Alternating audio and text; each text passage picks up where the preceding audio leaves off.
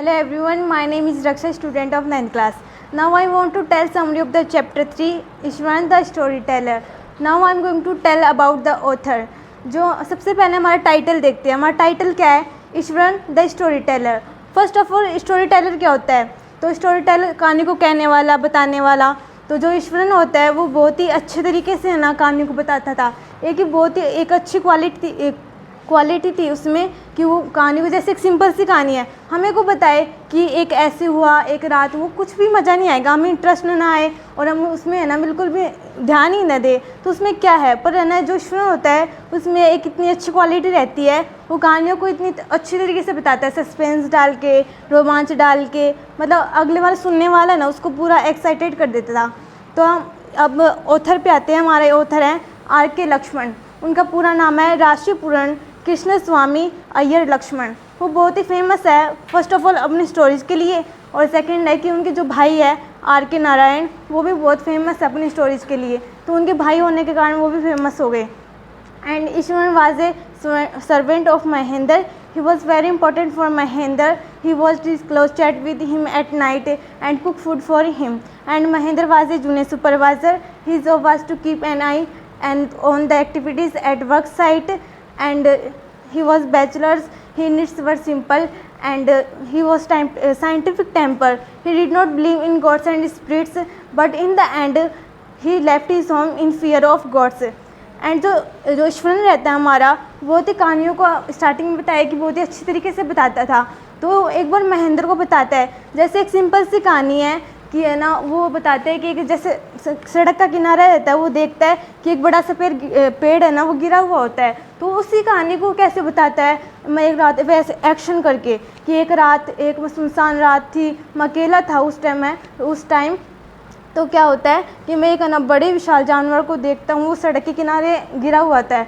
मैं बहुत ही डर जाता हूँ. फिर वो अपने आप को एक साउथ की हीरो की तरह बताता है और एक्शन करते हुए उसको डर ऐसे बताता है कि मैं डर जाता हूँ, पर मैं हिम्मत की और उसके पास जाता हूँ. तो देखा तो एक पेड़ ही था. तो सेकंड टाइम है ना, इतनी सी सिंपल सी कहानी को इतना मतलब बढ़ा चढ़ाकर इतना सस्पेंस डाल के बताता है, तो बहुत ही अच्छी लगती है. और सेकेंड टाइम वो बताता है कि है ना, जैसे एक सिंपल सी कहानी है, जो टस्कर होता है नॉर्मली हाथी, वो है ना अपने मालिक के आउट ऑफ कंट्रोल हो जाता है. तो उस कहानी को कैसे बताते हैं, टस्कर होता है, उसके बड़े बड़े दांत होते हैं, वो बहुत ही खतरनाक होता है. और वो है ना, जब है ना ईश्वर स्कूल टाइम में पढ़ रहा था, तो बताता है कि है ना, वो जो टस्कर रहता है वो अपने मालिक के आउट ऑफ कंट्रोल हो जाता है. तो वहाँ के जो एरिया था ना उसको तबाह कर देता है. और जो हमारे स्कूल के लड़के थे बहुत सारे, वो है ना जो फुटबॉल का ग्राउंड होता है उसमें खेलते रहते हैं, तो वो फुटबॉल के ग्राउंड में घुस जाता है. फिर जो वो लड़के इतना डर जाते हैं कि वो भाग के स्कूल के अंदर आ जाते हैं.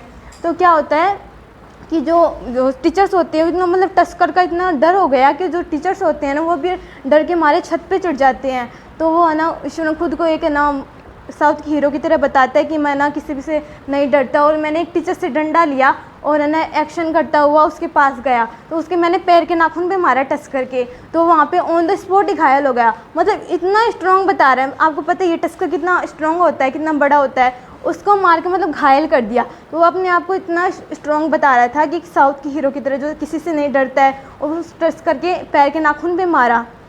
तो क्या होता है, फिर है ना वो टस्कर घायल हो जाता है. फिर अपने आप को थोड़ा दयालु भी बताता है कि मैं दयालु था, तो है ना मैंने इसको डॉक्टर से इलाज करवाया, फिर है ना उसको अपने मालिक को सौंप दिया.